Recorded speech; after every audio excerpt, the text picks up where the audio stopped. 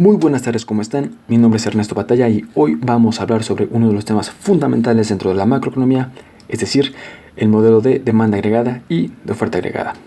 Pero, ¿para qué sirve este modelo? Bueno, la mayoría de los economistas lo utilizan para explicar las fluctuaciones a corto plazo en la actividad económica en relación con su tendencia a largo plazo. Integra la producción, el empleo, el nivel de precios y el sector externo. Dentro de este modelo vamos a encontrarnos con la curva de demanda agregada y de la oferta agregada. Dos curvas muy importantes, ya que una vez que se intersectan vamos a encontrar un equilibrio macroeconómico que se podría traducir como el nivel de producción alcanzado o el PIB efectivo, así como el nivel general de precios. Aquí tenemos que hacer una pequeña distinción. Cuando la oferta agregada es inelástica, el modelo nos indicará el PIB potencial, es decir, el PIB que se hubiera alcanzado si todos los factores de la producción hubieran trabajado a su máximo potencial. Una vez considerado este pequeño detalle, el modelo nos mostrará también la brecha de desempleo, la cual podemos calcular midiendo la distancia entre el PIB efectivo y el PIB potencial. Es decir, la cantidad de factores de la producción, especialmente de trabajo, que no está operando, que está desempleada, que no está produciendo nada. Finalmente, el modelo nos puede mostrar una situación de estanflación, palabra combinada por los términos recesión e inflación, y refiere a una situación económica donde el alza de precios y el aumento del desempleo son simultáneos, mientras que la economía se detiene, se estanca, lo cual provoca que el país en cuestión entre en una crisis e inclusive una recesión. Ahora bien, ya que tenemos este panorama general dentro de nuestras cabezas, podemos profundizar un poco más dentro de los componentes de este modelo macroeconómico. De esta manera, llegamos primero que nada con la demanda agregada. Esta curva representa la cantidad total de producción que se está dispuesto a comprar a un determinado nivel de precios. Esto es más que nada el gasto que realizan o que realizarán los agentes en la economía, es decir, el consumo, la inversión, el gasto público, más la diferencia entre las exportaciones y las importaciones, es decir, las exportaciones netas. Todo esto, si quisiéramos resumirlo dentro de un modelo, dentro de una ecuación, quedaría de esta manera. Para entender mejor cómo funciona la demanda agregada, hay que acercarnos más y conocer y comprender a los componentes de esta, al igual que sus determinantes. El consumo es el primero en la lista, y lo podremos definir como el gasto que realizan las economías domésticas en bienes y servicios. También cabe destacar que es el componente más grande, entre un 60 y 70% del total de la demanda agregada. ¿Cuál es un determinante importante del consumo? Bueno, tenemos primero que nada el ingreso nacional. Si aumenta el ingreso, aumenta el consumo. Por consiguiente, si disminuye el ingreso, disminuirá el consumo.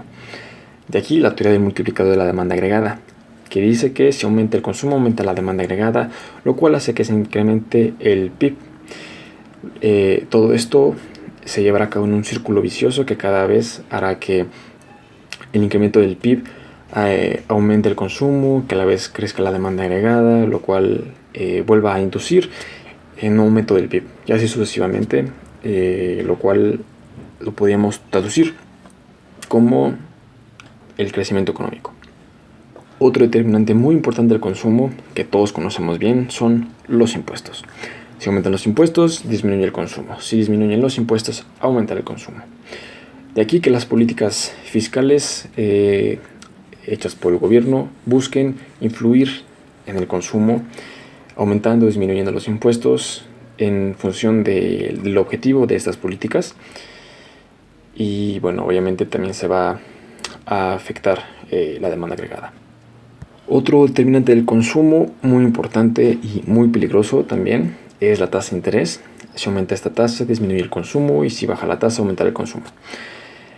Esto es relevante sobre todo cuando hablamos de compras a crédito.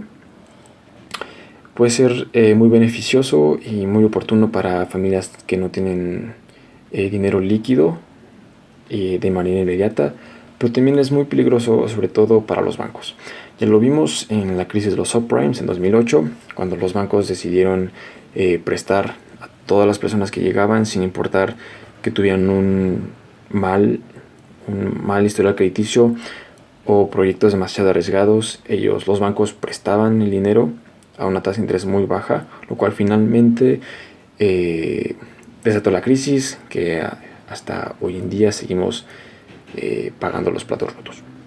Un último determinante del consumo, sobre todo teórico, ya que hay que tomar muchas cosas en cuenta, como el ingreso permanente, el ingreso transitorio y sobre todo factores demográficos, es el ciclo de vida.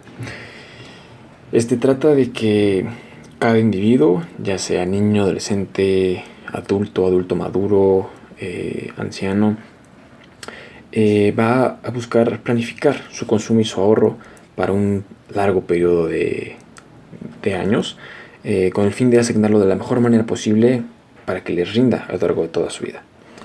Como segundo componente tenemos a la inversión, que vamos a definir como el gasto que realizan las empresas en maquinaria, equipo, planta productiva y que incluyen los gastos en vivienda.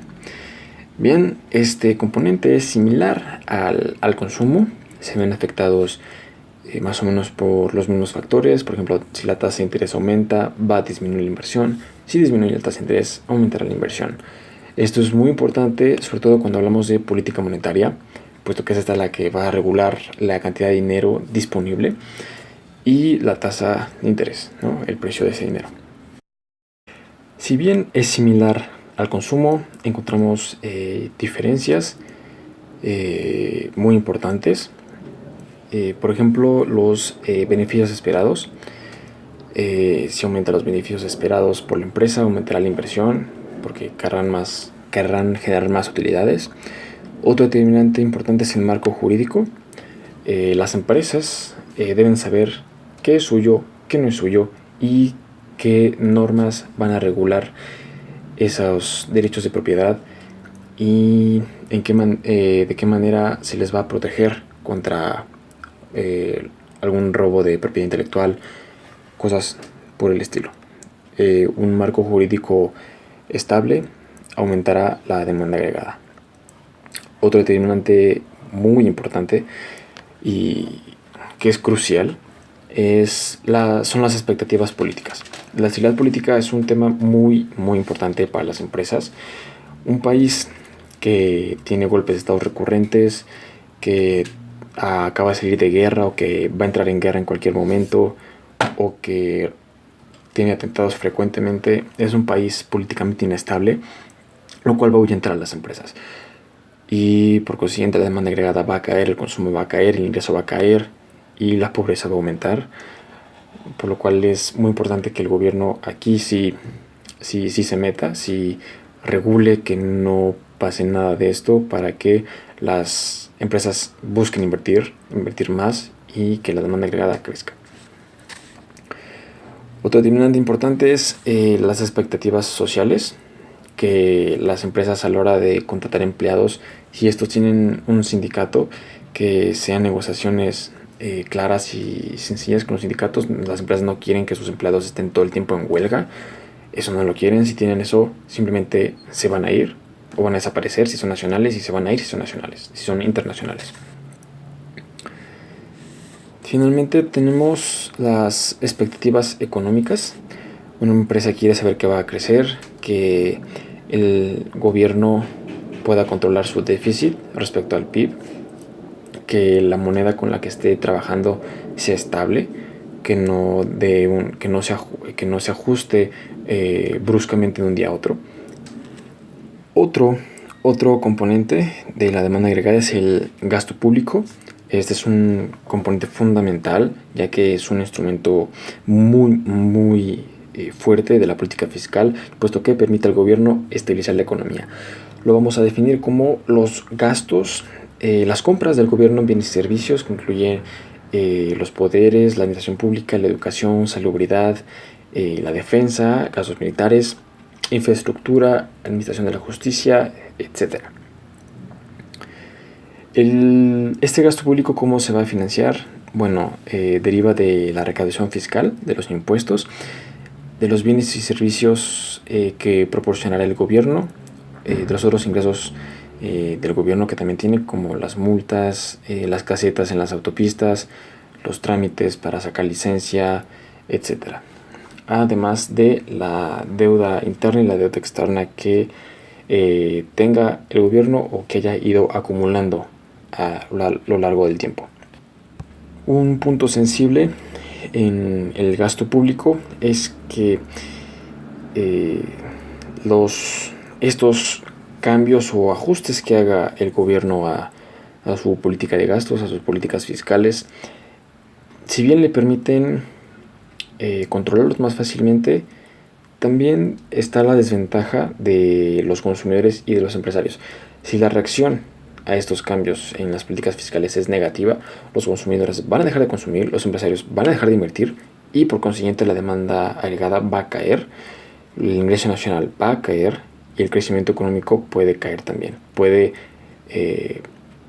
ralentizarse y eventualmente estancarse. Finalmente tenemos a las exportaciones netas, que ya habíamos definido previamente como la diferencia entre las exportaciones y las importaciones.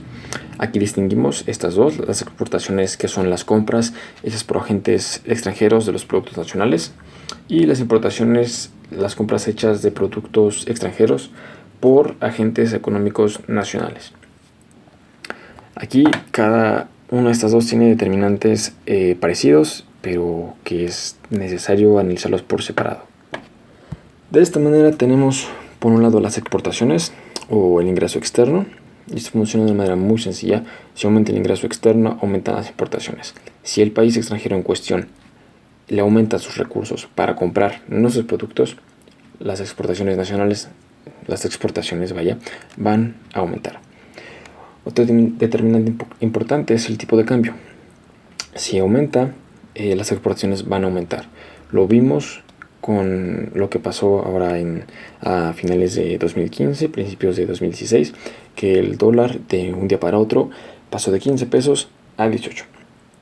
Esto que pasó que para un productor nacional, para un productor mexicano, se volvió más fácil colocar su producto en un mercado extranjero. Y bueno, la contraparte, la inversa, si el tipo de cambio disminuye, si la moneda se revalúa, las exportaciones van a disminuir. Aquí llegamos a un punto que se puede resumir en dos palabras, comercio internacional, pero que tiene varios subtemas que es preciso tratarlos independientemente. Primero que nada tenemos la especialización internacional, la división internacional del trabajo. Nos referimos a, en la historia del mundo, qué país es más eficiente a la hora de producir tal producto o tal servicio. Después tenemos las ventajas comparativas. Esto refiere a las cuestiones naturales o a los factores que le van a hacer más fácil a un país el producir dicho bien.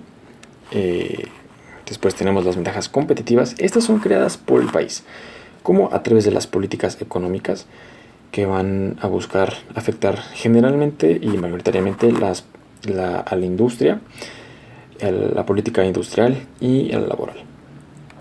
Después llegamos a un punto clave, porque depende de que un país crezca, sobre todo hoy en día, las políticas comerciales. Estas van a ser desarrolladas por el gobierno, para bien o para mal. Incluye todos los tratados internacionales, barreras arancelarias y tratados de libre comercio, el TLC entre México, Canadá y Estados Unidos, Mercosur en América Latina, ASEAN en Asia y finalmente el ejemplo de integración económica más grande que tenemos hasta ahorita, la Unión Europea. Por otro lado, y finalmente llegamos a las importaciones, que podemos traducir como el ingreso interno. Las importaciones van a aparecer y van a aumentar sobre todo en la medida en que una economía crezca, ya que como lo vimos anteriormente las exportaciones, la división internacional del trabajo y la especialización de los países permitirá que se incremente la cantidad de bienes importados, la interdependencia entre los países y sobre todo en materia de bienes de consumo intermedios. Lo vemos por ejemplo con el ejemplo del iPhone, un aparato que revolucionó la industria de la telefonía móvil pero que hoy en día vemos que todo lo que tiene que ver al design y el software, todo eso se piensa y se dirige en California. Ahí se tiene todo esto. Después en Asia se deslocalizó la producción a Asia, a China, en una empresa Foxconn, y ahí se van a juntar los diferentes componentes de este teléfono que van a ser traídos de otros países. Las importaciones también se van a ver afectadas por el tipo de cambio. Si aumenta el tipo de cambio, van a disminuir las importaciones porque al productor extranjero le será más difícil colocar el producto en el mercado nacional, y si la moneda se revalúa, las importaciones aumentarán, puesto que al productor extranjero le será más fácil colocar su producto en el país. Por fin llegamos a la otra curva, a la curva de la oferta agregada, que podemos definir como el total de bienes y servicios en la economía. También lo podemos ver como la capacidad de producción total de la economía, cuando todos los factores de la producción trabajan al máximo. También es la cantidad de bienes y servicios que las empresas de un país están dispuestas a producir en determinado periodo. Podemos pasarlo a un año. Y bueno, regresando a la definición que dimos al principio, vemos que la oferta agregada nos permite estudiar la evolución a corto y largo plazo de la economía. A corto plazo vemos la relación entre demanda agregada y oferta agregada, que nos da el equilibrio macroeconómico, y a largo plazo la oferta agregada será un factor muy importante en el crecimiento económico. Pero ¿qué determinantes van a afectar a la oferta agregada? Bueno, tenemos a la cantidad de factores productivos: la tierra, el trabajo, el capital, las empresas, el empresariado. Y si aumenta la cantidad de estos factores productivos, va a aumentar la oferta agregada. A los factores productivos se va a producir más, se va a poder ofrecer más. La tecnología y la eficiencia sería un segundo factor determinante muy importante. Si aumenta la tecnología y eficiencia, veremos que en el gráfico la curva se desplazará hacia fuera de la oferta agregada. Y bueno, la inversa, que si disminuye la tecnología y la eficiencia de los factores de producción, la curva se desplazará hacia atrás. Es por esto que hoy en día las empresas buscan trabajadores muy especializados y al mismo tiempo que tengan una visión global, que sepan hacer de todo sin descuidar lo que saben hacer ya por sus estudios superiores. Y bueno, vemos que a mayor tecnología y mayor eficiencia de los trabajadores se incrementará el salario, ¿no? Un trabajador, un empleado que esté bien preparado, que tenga no solo preparatoria, sino carrera, maestría, eventualmente un doctorado, va a tener un ingreso mayor, lo cual para el individuo se le traducirá como una posibilidad de mayor consumo, y que, bueno, regresamos a este círculo de crecimiento económico. Otro determinante de la oferta son los costos de producción. Si una empresa logra que sus costos de producción disminuyan, la oferta agregada va a aumentar, y viceversa. Para concluir, podemos decir que muchos de los hechos y factores que provocan fluctuaciones en la actividad económica son explicados por el modelo de la demanda agregada y de la oferta agregada.